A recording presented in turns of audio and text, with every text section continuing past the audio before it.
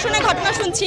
রীতিমতো সাম্প্রতিক সময়ে যেই ধরনের ঘটনা আমাদের সামনে এসেছে, আমরা এখানে যারা উপস্থিত আছি সবাই আসলে ট্রমাটাইজ যে বাংলাদেশের সরকার ব্যবস্থা আমাদেরকে পর্যাপ্ত নিরাপত্তা দিতে পারছে না এবং আমরা নিরাপদ বোধ করছি না, যার জন্য আমরা প্রতিবাদ মিছিল নিয়ে সবাই রাস্তায় নেমেছি এবং ধর্ষকদের যথোপযুক্ত শাস্তির দাবি করছি এবং তাদেরকে যাতে দ্রুত সময়ের মধ্যে চিহ্নিত করে অল্প সময়ের মধ্যে যাতে তাদের বিচার নিশ্চিত করা হয় এবং সর্বোচ্চ দৃষ্টান্তমূলক শাস্তির ব্যবস্থা করা হয়, তার দাবিতে আমরা আজকে রাস্তায় নেমেছি।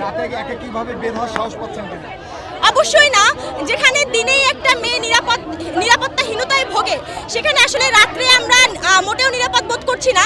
যেখানে আমি গত 6 মাসে রাত্রেবেলা কোনো কাজকর্ম থাকলে বা কিছু আমি একা একা চলাফেরা করতাম, কিন্তু এই সময়ে সাম্প্রতিক সময় আমরা যেগুলো দেখছি, এতে করে আসলে আমাদের বাইরে বের হতে গেলে 2 বার ভাবতে হচ্ছে যে আমরা আদৌ বের হব কিনা। তো এরকমভাবেই আমাদের দিনকাল কাটছে।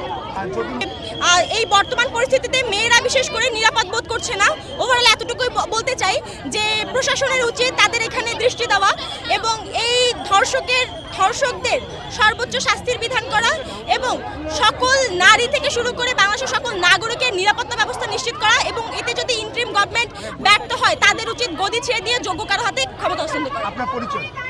আমি সিনথিয়া জাহিন আয়েশা, বেগম বজরুন্নেসা সরকারি মহিলা কলেজ।